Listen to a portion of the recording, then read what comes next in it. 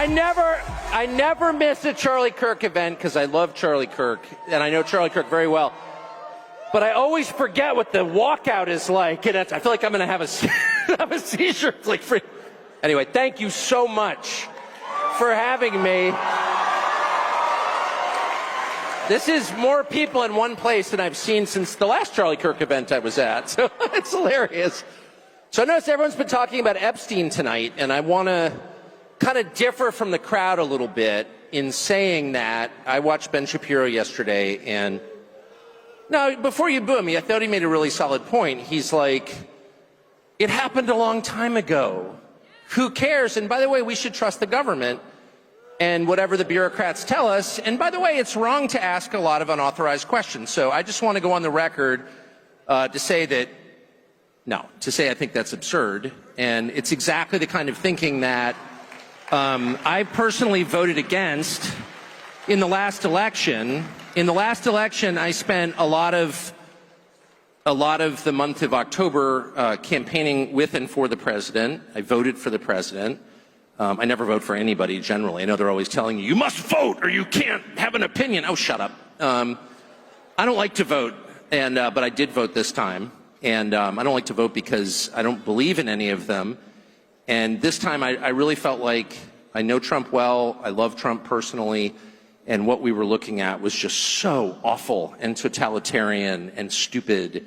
And it wasn't even the arguments that I disagreed with from the Kamala Harris. It's weird even to say her name now. Who was that exactly? It was like a bad dream. But it wasn't even so much the arguments I disagreed with, though I definitely disagreed with the arguments. It was the style of argument that drove me completely bonkers, summarized most crisply by "shut up, racist." Whatever you said, it was "shut up, racist." And it's like, but wait, first of all, I'm not a racist, but that's not even the point. The point is, I just told you what I think. I just asked you an entirely legitimate question, mostly, what the hell are you doing? And rather than answer it, you didn't pay me the respect that you would a human being. You treated me like a slave or an animal by telling me to stop barking. Shut up, racist. And I won't put up with that because I'm not a slave or an animal. I'm an American citizen, an adult man who pays his taxes. So, I ask people questions for a living, and very often I get answers that I don't care for, that I disagree with, that I think are stupid. But at least they're answers. At least the person responding is treating me like a human being with a soul created in the image of the Creator. He's paying me the respect that every human being is due. When you ask a direct question to someone in charge, you are due. That person is morally bound to give you an answer. He's not bound to agree with you, but he's bound to stop and answer your question. And the left never did that. They would dismiss you out of hand. You are not worth listening to. Be quiet. And that's, of course, where the impulse to censorship comes from. It comes from the belief that you don't deserve to speak because you're not fully human. They own you. And that's what I voted against above all. I voted against a million different things that I hated about the last administration. Their insane desire to start pointless wars around the world. Their total unwillingness to protect this country domestically, to protect the people who live here, to protect the territorial integrity of the country, bringing in tens of millions of people illegally, giving them free stuff the second they get here, making a mockery of citizenship. I hated all of that.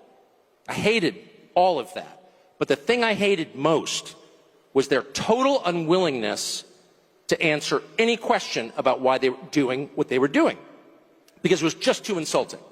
And every single time I would just feel like raising the middle finger and screaming obscenities, which is not an adult response, I'll concede, but that's how I felt.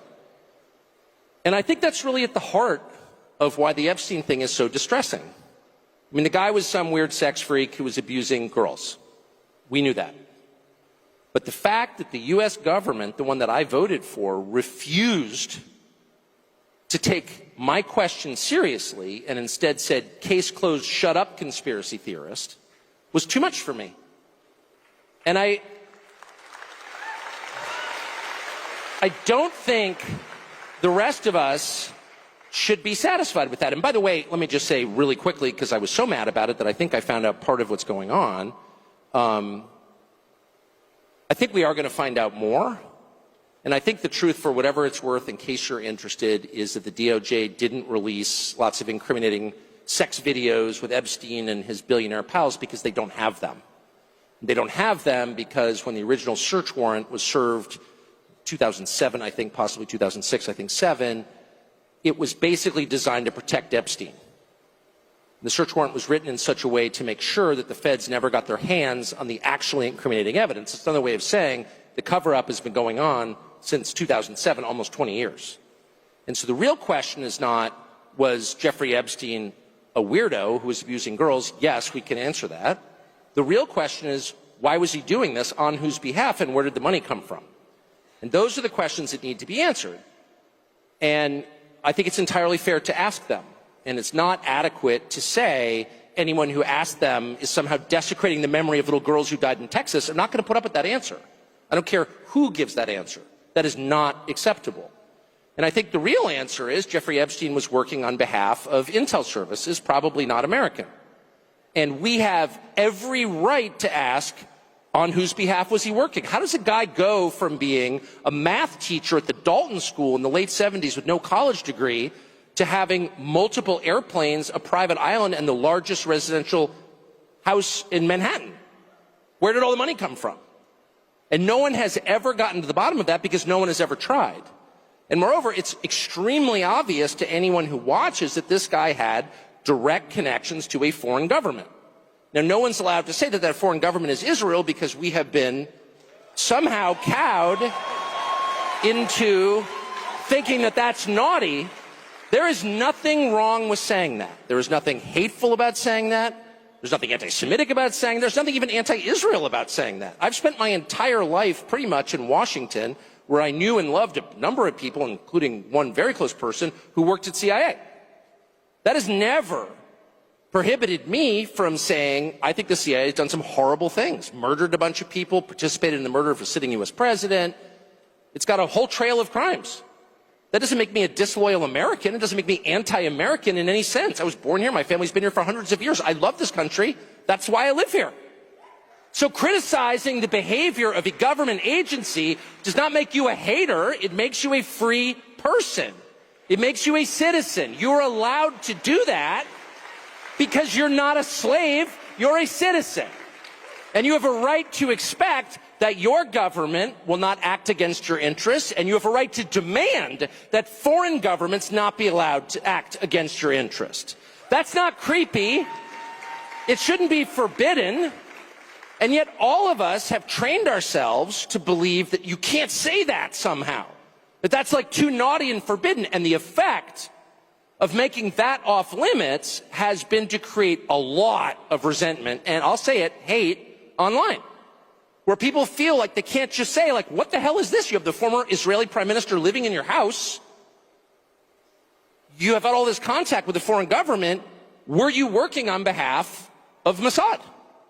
Were you running a blackmail operation on behalf of a foreign government? By the way, every single person in Washington, D.C. thinks that. I've never met anyone who doesn't think that. I don't know any of them that hate Israel, but no one feels they can say that. Why? And I think the longer that we play along with it, the more subterranean and creepy and hateful the conversation actually becomes. So I think it's better just to say it right out loud. Did this happen? And of course that question has been asked to the government of Israel, and their answer is, we're not going to tell you. And I think our answer should be, no. As long as we're sending you money, if you were committing crimes on our soil, we have an absolute right to know, did you do this or not? And yet everybody has been so brainwashed into thinking that's somehow an expression of hate or bigotry, when it's not. It's a baseline question that every U.S. citizen has a right to an answer on. What the hell was this? And by the way, if it turns out that it was nothing at all, that somehow Jeffrey Epstein really did earn $165 million giving tax advice to somebody, which is, for the record, a lot more than most people pay their accountants, and that none of this was actually a foreign intel operation, and that there was no blackmail involved, that actually Bill Gates was just hanging on the island because the weather was especially good, No one was videotaped doing anything immoral or illegal, and then that was used against them to get them to obey. If all of that is false, then just tell me how it's false. But don't call me a lunatic. And when Fox News runs a piece, as they did yesterday by Hugh Hewitt, saying that anybody who's got even more questions about Epstein is some kind of nutcase with an unhappy personal life, who's spending too much time on Twitter in the fervid fever swamps of conspiracies, up yours, buddy. Then why don't you answer the question then? Don't let anybody insult you, anybody, and I mean anybody, ever get away with insulting you instead of answering a legitimate question. Okay? Ever. And by the way, you will hear certain people say, well, that means you hate the person. No, it doesn't. I've got a bunch of kids. I would never let them get away with that. If I caught one of my kids, smoking weed in the bathroom at my house, and I was like, are you smoking weed in the bathroom? Why should I be embarrassed to ask, what's in this war for us? We got to go to war. Shut up. You're a bigot if you don't want it. First of all, I'm not a bigot. But second, that's kind of not the point. The point is, what's in it for us? Why is this a good idea? Shut up.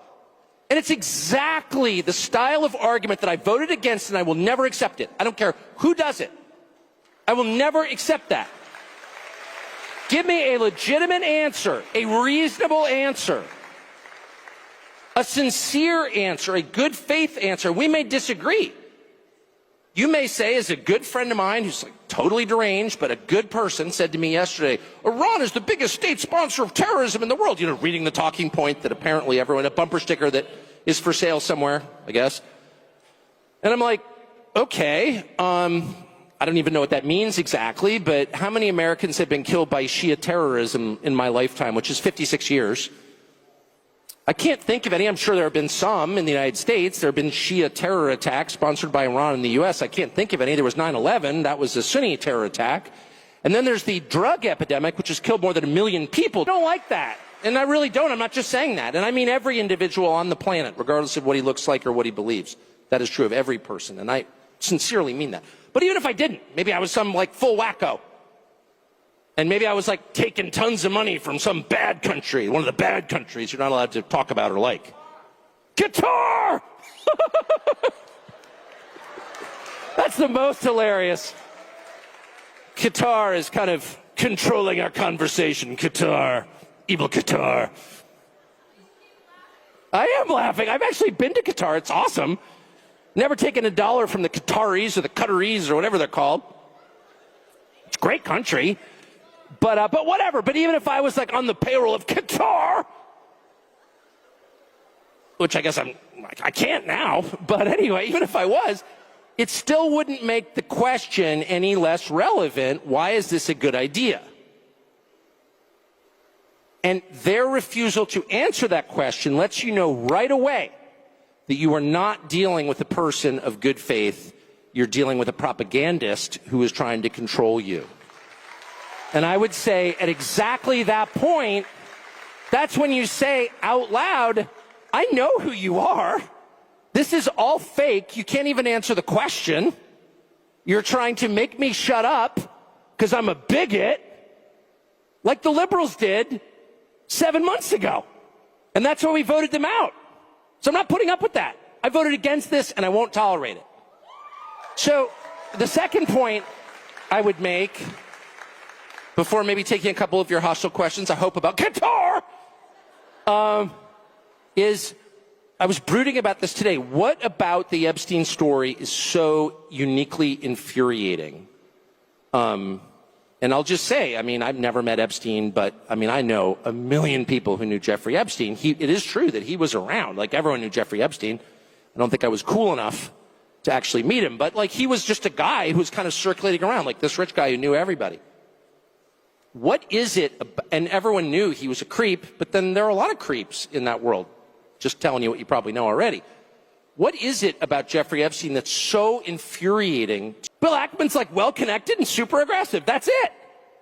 And I think, well-connected, super aggressive people deserve a fair living like everybody else. But if you're accruing $9 million just because you're willing to do anything, I don't know why we have to pretend that's good. How did Epstein get 4 Gulf Streams? How did he get an island, a massive ranch in New Mexico, the biggest house in New York? Like, what is that? Like, at some point, the basic economics really matter. And they matter because, not that it's bad that rich people are getting richer, it's bad that everyone else is getting poorer. And it's especially bad that young people can't afford homes. Let me just put a very precise point on this. If you want a measure of how your economy is doing, I personally favor eliminating GDP as a measure. I don't even know what that is. It's clearly not relevant. They tell me Japan has a stagnant GDP. Have you been to Tokyo? It's the single most radicalizing experience you'll ever have because it's just so nice. You lost the war? Really? Can we lose a war and wind up like this? GDP. No. I don't know what even that is. The total economic activity. Oh, no. My measure is really simple. I got a bunch of kids. Can they afford houses with full-time jobs at like 27, 28? And the answer is no way. And the answer is that 35-year-olds with really good jobs can't afford a house unless they stretch and go deep into debt. And I just think that's a total disaster. That's a complete disaster. Why? 2 reasons. One, if people don't own things, they don't feel ownership of the country they're in. And the country gets super volatile because people feel like they've got nothing to lose. When you have a lawn, trust me, you're thinking long term. Second, it's really hard to have a family without a house. It is. It's like super fun to live in an apartment if, there's like a bar downstairs, you're in a cool neighborhood. I'm in East Village. It's so cool. Try to have 3 kids. You're not going to have 3 kids there. You can't. Nobody wants to raise their kids in that neighborhood. Nobody wants to raise their kids in an apartment. People do it because they have to. Nobody wants to. People want a little house, not some McMansion, just a little normal house. That is the actual American dream. And that is what is totally unattainable for young people.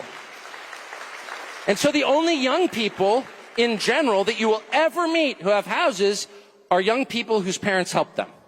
And God bless their parents. That's a perfectly great thing to do for your kids. But most people's parents can't afford to do that because they're already in debt from their pointless college degree. So that is a national emergency. And I know that there are certain cable channels that are spending all this time talking about, they're about to elect a socialist in New York City, which obviously I'm opposed to it. He's not even a real socialist. He's like a trainee vax, rich kid liberal guy. Mom Donnie. He's a fake leftist, but whatever. Why do you think that's happening? One of the reasons it's happening is because normal people with normal jobs no longer believe they can win in this system and that all the money is going to the worst people. And no one even stops to ask, what the hell is going on? How did Bill Ackman get so rich? I know he went on CNBC and talked down Herbalife. Bet against companies by driving down their stock prices. That's what he's been accused of. I'm not accusing him here because he's sue me if I do. I'm just suggesting others believe that might have happened.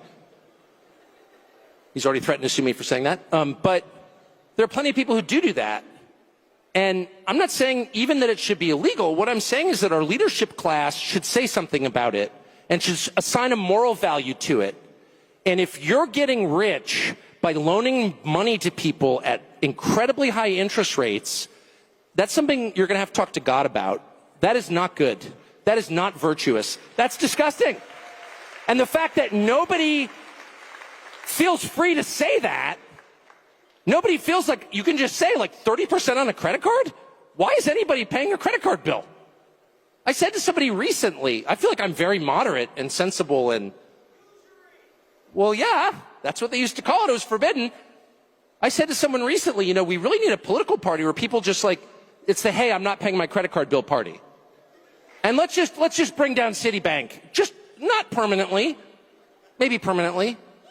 But credit card debt is the single biggest cause of human suffering that I'm aware of in the United States.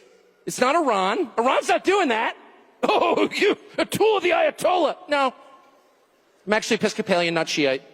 Not a tool of the Ayatollah. I'm just very committed to observing physical reality and drawing my conclusions from that. I'm what we call a physicalist. I believe in the things right in front of me, the things I can touch and smell. And the people I can touch and smell are suffering not from Iran, not from Qatar. They're suffering from their credit cards and their inability of their kids to buy a house. Yeah. I don't think Dan Crenshaw is sold on this. Dan Crenshaw believes our threats are in other countries. Okay, they may be, but how are they bigger than credit card interest? So I suggested this person, who's a really good guy, I was like, hey, why don't we start, I'm not going to pay my credit card bill party, or I'm not going to pay my mortgage. You know, because they always say, like, if the very rich, if you borrow enough from a bank, you're kind of in charge of the bank because they need you to pay them back, so they're totally happy to negotiate terms with you. But if you borrow a little bit from the bank, they'll just take your house away. So what if people got together and just decided, wait a second, 30% interest is a lot, especially since they're pushing credit cards on kids like crack. And I know that conservatives are always like, well, it's your fault if you don't pay back the credit card. Yeah, okay, it's my fault, but maybe it's a little bit their fault too. They're pushing this crap on kids. So I say to this guy, maybe just people get together, not like everybody, but just a couple million people are not going to pay our credit cards, and just like bring the bank to its knees, and the CEO weeps on television, they readjust it down a little bit. And he goes, oh, no, that's radical. That's too radical. And I'm like, I don't think I'm very radical. I think I'm like very moderate, super moderate. I hate change. My parents got divorced. I hate change. I like things to be exactly the same every day. I'm not radical. What I am is very worried that if we don't do something really soon, we're going to wind up like New York City. That there's going to be actual radicalism. And that radicalism will take very unhelpful forms. And you're going to see race and ethnic hatred that's real. And that you're going to see people behaving in hard-to-control ways. If you deny people what they actually want long enough, and instead substitute things that you claim they should want, like bombing Iran, you know? I mean, I'm not for Iran, where you spend all day telling me that it's so important that, you know, boys not playing girls' soccer teams, whatever. I agree. I hate the tranny stuff passionately. I think you should keep the boys off girls' soccer teams. But I don't know. It kind of feels like you're feeding me appetizers. At some point, I want to look around and see a better country. I want to see a country I recognize. I don't want to see people sleeping on the sidewalk. I don't want to see people ODing on drugs. I want to know where those drugs coming from. Why can't you stop it? You've got the U.S. military. Don't you have SEAL Team 6? Like, what are they doing today? Don't you have Delta Force? You could give me another segment about how impressive the U.S. military is? I believe you. Why aren't they employed to make my country better? Why are my cities disgusting? I don't even want to go there. It smells like weed and halal food.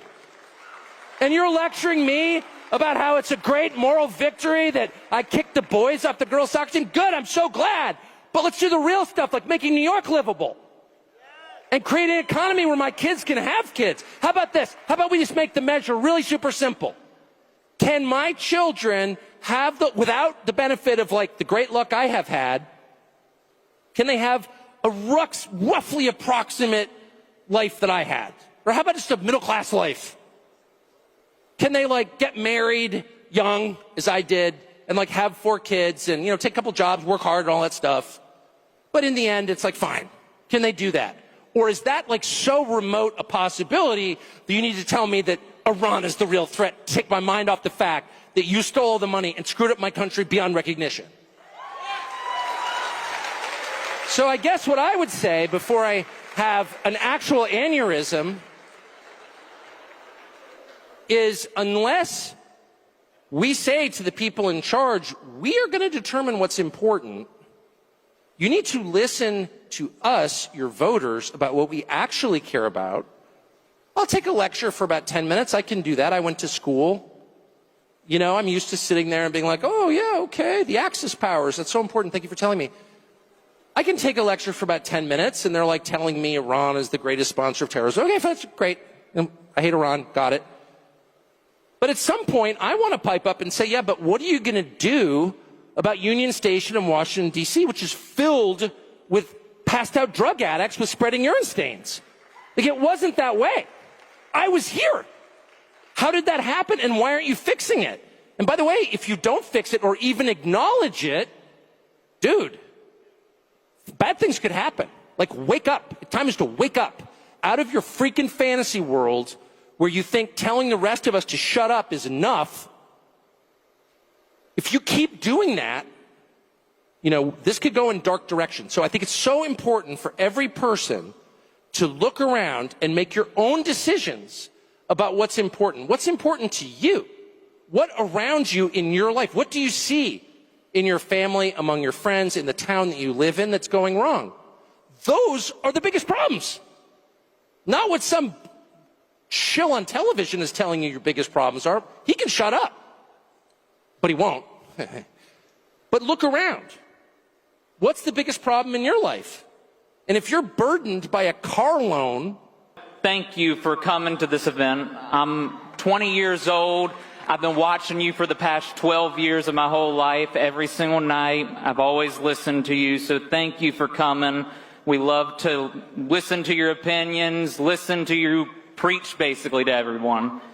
My question is, in your opinion, we have individuals in this country that are full citizens that are also full citizens of other countries. In your opinion, how can somebody pledge allegiance to two countries at the same time, and is that something that we should be allowing? I mean, I think your question says it all. Obviously, that's absurd. Tucker, thank you for being here today. My question is mainly focused on national security.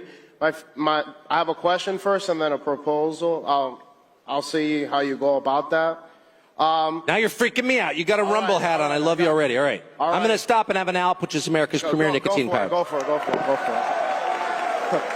All righty. So I was born in Cuba. I came at the age of 2. So I can attest to the fact that the socialist experiment doesn't work at all. Yep. And that America is the best country in the world. Yep. So, I agree. You know, I'm a U.S. citizen, and I'm very proud of that, and that's why I stand for my country every day. But I have a question specifically about national security. All right, hit me with it, baby. No preamble. Just go right to it. You can't scare me. So, for example, I would say that the head of the snake for a lot of the spying that goes on in the United States is Cuba. For example, we've found evidence that Venezuela, Nicaragua, like all the issues with immigration are because of the socialism going on in Latin America. Yes. And Cuba's an outpost for human trafficking, drug trafficking. We have Chinese spy bases on the island. We had Russian missile testing under Biden. And then on top of that, Cuba doesn't even recognize Gitmo as American territory. So my question for you is, what should the United States stance be on Cuba and the liberation thereof? And my proposal is, if you're willing to do some sort of documentary on Cuba, and if I could help you out on that. Well, I always appreciate the offer of assistance. I would say we've had a Cuba embargo, so the revolution was 1959. So that was, well, 60, could that really be 66 years ago? That's crazy. And we've had an embargo for much of that time, and you just said yourself it hasn't worked. It hasn't liberated Cuba. The same regime is in charge, and it is still, working to undermine the interests of the United States. So what we're doing isn't working. I think that's a good place to start. So I know from living in D.C. that whenever someone tells you, like, it's not working, we need to double down on it, they're lying. So I think we need to reassess, are sanctions really the answer? And if so, tell me how that's worked. Second, I would say, I'm sure everything you say is true. I don't think that most Americans, and I know the U.S. government doesn't, spend a lot of time thinking about our own hemisphere because we're so focused on places like Iran, Iraq, Syria, Libya, Gaza, Israel, all great places. I'm not, attacking anybody, but I'm just saying those are thousands of miles in an ocean away, whereas Latin America is right there, and what happens there is a direct effect here in our migration patterns and in our drug importation. So, maybe we should focus on our own hemisphere. I think you made a powerful case for that, and I don't understand why the U.S. military is stationed in Japan, Korea. I mean, I know that you get a long answer, how we're spending $1 trillion to secure places that pose no imminent threat to us while ignoring our own continent, ignoring Mexico, which is the most hostile country in the world, the United States. Obviously, there's migrants coming through Mexico. How are they our ally? Canada, how are they our ally? Maybe we should spend some time reorienting here. So, anyway, that's my answer. I'm against socialism, obviously. That's why I'm worried about our economic system, because I think we're about to get socialism if we don't pull back from this. All right, we got one more question. One more question. Hey, Tucker. I'm a big fan. I would love to work for you. I did give my resume to Steve Bannon. It would be hilarious if you two fought over me. I'm just saying. That would be great. It'd be like a real bitchy cat fight. It'd be a hell of a story. Yeah. My family has fought for this country. I voted MAGA 3 times. My generation, just like you said, is convinced they can't trust the institutions and the administration, even this administration after last Monday. America first means America first, not foreign governments, not rich pedophiles. I have a lot more about the history, but I'm going to get through it out of respect for everybody. Basically, my questions are this. How does anybody possibly expect us to have any trust in our government, pay taxes, accept draft orders if these elites are not held accountable, right? And how am I anti-Semitic? My great-grandfather killed Nazis, and I brag about it. My mother's doctor was a Holocaust survivor, and everyone calls Trump a Nazi. My family in Chicago and my family in Ireland, which are both liberal hellholes, right? And it's pretty convenient that if he did criticize Israel, everyone could just say, look, I told you so, but that's not the point. Anyways, and finally, and how am I anti-Semitic when all my sources are Jewish, Israeli publications, and Holocaust survivors? And finally, and by far the most important, why can I burn an American flag in my country, but I get a mark by my name if I burn Israel's? Like, how? I think that's an entirely fair question. It's totally outrageous. You got 65 million people here illegally, according to the administration, and the only ones who are deported are ones who criticize a foreign country. I don't understand it. It's driving people insane, actually, and it's making people angry in a bad way. And I go on, X, and I see stuff. It's like, I don't even want that in my head. I don't want that. I don't want to marinate in that. I'm a happy person. I have a great life. I love this country. I love my dogs. I love my children. I love my wife. And you go online, and people are so mad. I mean, I've never seen anything like the rage online. And I get it. I get it. That's the worst part. I get it. People go crazy after a while if you totally ignore their concerns, if you call them names rather than answering their questions. I really think we need to agree, and this would include the Department of Justice, which is running around, it's got task forces attacking people. It's like, stop. What matters in this country is not what religion, ethnicity, race you are. It's whether or not you're a U.S. citizen. Citizenship has to be the thing that holds us together as a country. We're all Americans. And this continuation of identity politics is the most destructive thing we can do. We are all the same under the law. There is nobody, rich, poor, no matter what your religion, what your color, who's held to a different legal standard, period. That has to be the rule, or else this country will fall apart into warring tribes. My email is ryanscottcasey@gmail. If I could send you my cover letter, I really. Ryan Scott Casey, ladies and gentlemen. Thank you. Thank you. If you like this video, then like, share and subscribe to Mirror Now.